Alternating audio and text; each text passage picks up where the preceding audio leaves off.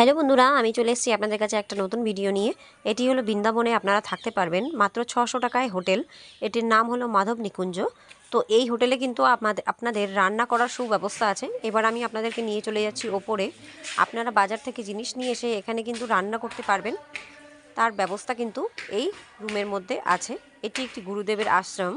তো আশ্রম বলতে উনি নিজে নিচের তলায় থাকেন আর ওপর তলাটা ভাড়া দিয়ে রাখেন। এখন আমি ভেতরে প্রবেশ করছি। ভেতরে প্রবেশ করে এখানে একটা বড় হলঘর আছে, দেখুন প্রথমেই এত বড় একটা হলঘর।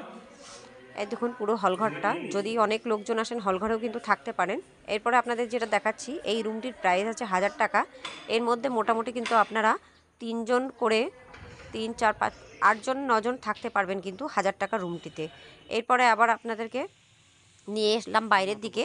এবার আমরা যে রুমটি নিয়েছিলাম এই রুমটি আপনাদেরকে দেখাচ্ছি। এটার মধ্যে কিন্তু টোটাল 4 জন থাকতে পারবেন হামেশায়।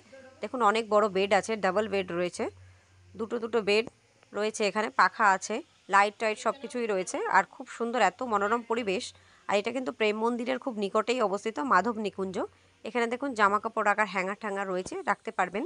তাকও রয়েছে, এখানে জলের ব্যবস্থা করা আছে, বাইরে থেকে জল নিয়ে আসে। আর বাথরুম যেটা আছে দেখুন, অনেক বড় জায়গা নিয়ে বাথরুমটি। তো দুটি ল্যাট্রিন আছে, একটি টয়লেট আছে, স্নানের করার জন্য আলাদা কিন্তু ঘর আছে।